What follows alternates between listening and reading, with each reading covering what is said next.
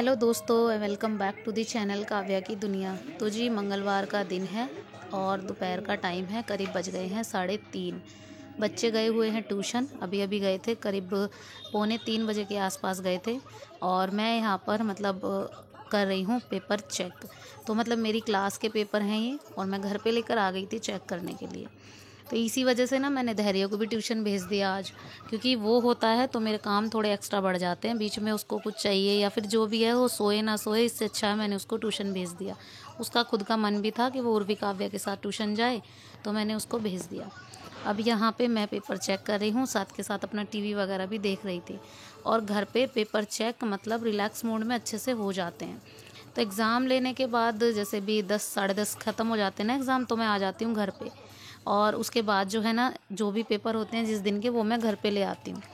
तो रिज़ल्ट वगैरह का आजकल प्रेशर हो रहा है, और एग्ज़ाम का प्रेशर इसलिए हो रहा है क्योंकि स्कूल में बच्चों के पेपर हैं और घर पे हमारे बच्चों के, तो बस इसी वजह से ना थोड़ा सा प्रेशर बढ़ गया है काम।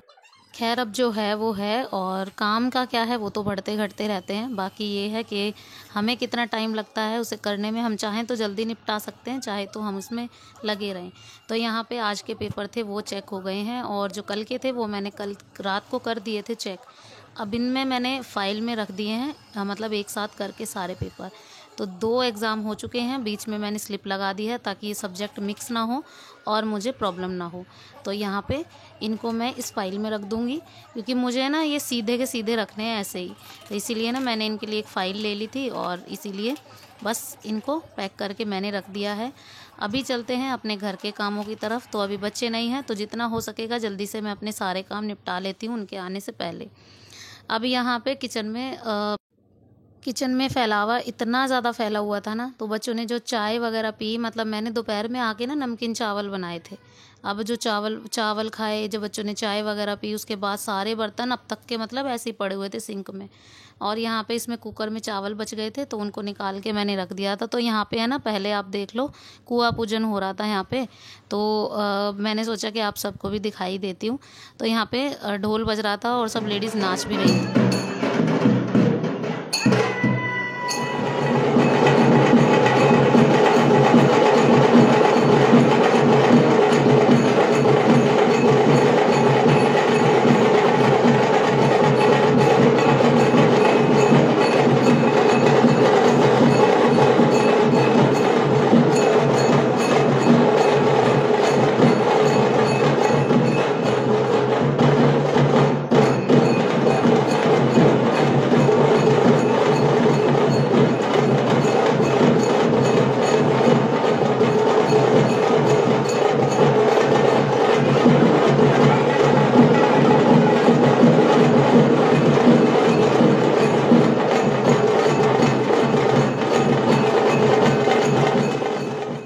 तो घर के सामने कुआं है ना, तो जब भी कुआं पूजन होता है ना, तो हम तो खिड़की वगैरह से ही देख लेते हैं, क्योंकि खिड़की से दिख जाता है।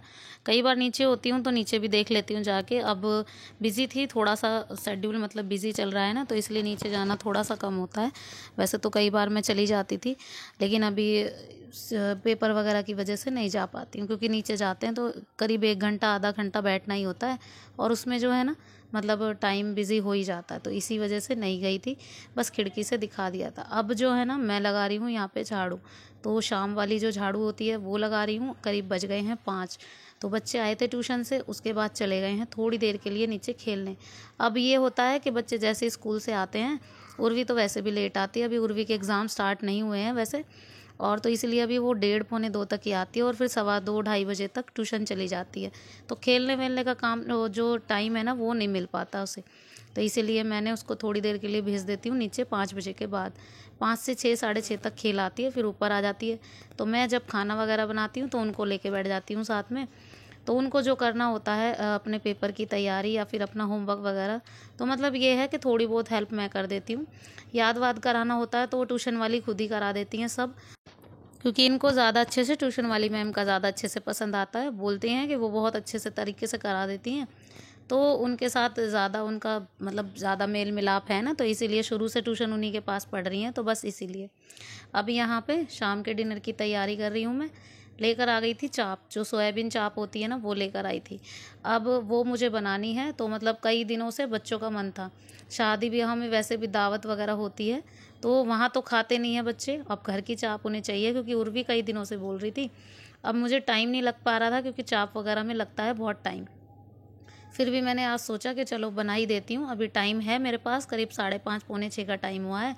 तो मैंने ना यहाँ पे लग गई थी बनाने। अब फटाफट से पहले मैं इनको कट कर रही हूँ छोटे छोटे पीसेस में, क्योंकि मैं इनको तलूँगी। अगर पूरी की पूरी ऐसे डंडी के साथ तलूँगी ना तो ये कढ़ाई में नहीं आएंगी और बहुत ज़्यादा दिक्कत होगी तलने में। इसी वजह से मैंने इनको थोड़ा थोड़ा पीसेस कट कर लिए हैं। यहाँ पे इतनी चाप थी ये, करीब 500 ग्राम, मतलब आधा किलो करीब चाप थी। इधर तेल चढ़ा दिया है कढ़ाई में, तो पहले जो है ना 2 बार में करके इनको तलूँगी। तो इतनी सारी हैं, एक बार में नहीं आएंगी, और आ भी जाएंगी तो तेल कम है तो कढ़ाई में चिपकेंगी। ज़्यादा तेल इसलिए नहीं डाल रही हूँ क्योंकि इसी में सब्ज़ी छोंकनी है, और तेल ज़्यादा हो जाएगा और निकाल में सकती नहीं, क्योंकि पके हुए तेल में सब्ज़ी नहीं बनती फिर। तो इसीलिए पहले मैंने थोड़ी थोड़ी करके, मतलब आधी आधी डिवाइड करके मैंने तल ली। अब यहाँ आप देख रहे हो ना, इतना मैंने इनको तला है। और इसके साथ ही मैं, मतलब दूसरी वाला जो अब एक और राउंड है, तो दूसरी वाली भी मैं बिल्कुल सेम प्रोसेस के हिसाब से ही तलूँगी। मतलब इतना ही तलना है मुझे। थोड़ी सी कुरकुरी चाहिए होती हैं ये। उर्वी के पापा को हमेशा से ही, मतलब चाप जो है ना, चाप हो पनीर हो, ज़्यादा तला हो तभी अच्छा लगता है, कम तला हो तो उन्हें बिल्कुल भी पसंद नहीं आता। अब इधर ये जब तक तली जाएगी ना, तब तक जो है ना मैं मसाला तैयार कर लूँगी। अब मसाला इसका जो होता है वो लहसुन प्याज का, वो मतलब ऐसे फ्राई करके, पहले कट करके फिर फ्राई होता है। ये तो चाप में ना ऐसे ही बनती है, चाप हुआ, शाही पनीर। अभी यहाँ मैंने फ्राई पैन में तेल चढ़ा दिया है और मैंने लहसुन प्याज के जो बड़े बड़े टुकड़े थे वो कट कर लिए हैं। तो मतलब लहसुन प्याज आप चाहे जितने भी मोटे कट करो, क्योंकि वो तो पिसने ही हैं। तो बस मैंने यहाँ पर एक फ़ाइन चॉप सा, मतलब बिल्कुल फ़ाइन नहीं किए हैं, थोड़े मोटे मोटे पीसेज में रफली चॉप कर लिए हैं। और इसी के साथ टमाटर, कम से कम 3 से 4 टमाटर थे, थोड़े मतलब मोटे साइज़ के, तो बस उनको भी कट कर लिया था। और 4 से 5 ही प्याज थी, और पूरी एक लहसुन की जो पोथी बोलते हैं ना, उसे पूरी थी। अभी यहाँ इसको ऐसे फ्राई करके थोड़ी देर तक गलाया। करीब इतनी देर में ये जो चाप है ना, इतनी देर में ये मतलब तली गई थी, उतनी देर में ये भी भुन गए थे। इधर इनका एक पेस्ट बना लिया, और देखो अभी गरम है। तो यहाँ पे जो है ना, अब कढ़ाई में से मैंने वो चाप भी निकाल दी है। अब मैं ये सब्ज़ी बनाने जा रही हूँ। अब यहाँ पे सबसे पहले मैं इसमें लौंग, इलायची, काली मिर्च, तीनों चीज़ें पहले ही तेल में डाल दूँगी। तो इलायची तो मेरे पास 1-2 ही पड़ी थी, और एक ही डब्बे में ऊपर भी एक ही आई, तो मैंने बस एक ही डाल दी। और लौंग काली मिर्च तो थी, वो मैंने 3-3 4-4 डाल दी। अब यहाँ ये पेस्ट मैंने इसमें तेल में ऐसे के ऐसे ही डाल दिया है। अब इसको अच्छे से चलाएंगे, पहले बहुत अच्छे से चलाएंगे, फिर उसके बाद इसमें सूखे मसाले हम लोग डालेंगे। अभी यहाँ पे ये टमाटर की प्यूरी है इसके साथ ना, तो मिर्ची भी हिसाब से ही डालनी है, क्योंकि कम मिर्ची डलती है ना तो थोड़े मीठे मीठे से हो जाते हैं ये। इसीलिए ना मैंने मिर्ची थोड़ी सी ठीक ठाक डाली है, जैसे नॉर्मल सब्जी में डालते हैं ना, उससे थोड़ी डबल डाल दी मैंने इसमें। और फिर भी जो है ना, खाने में नहीं लगी थी उतनी, मतलब ये लगा लो कि बिल्कुल नॉर्मल सी लग रही थी। अब यहाँ पे देखो इसका कलर थोड़ा सा चेंज हो गया है। अब कुछ देर तक मैंने इसको भूना, और थोड़ी देर तक जो है ना मैंने इसमें पानी डाल दिया था, तो बहुत अच्छे से इसको भून दिया।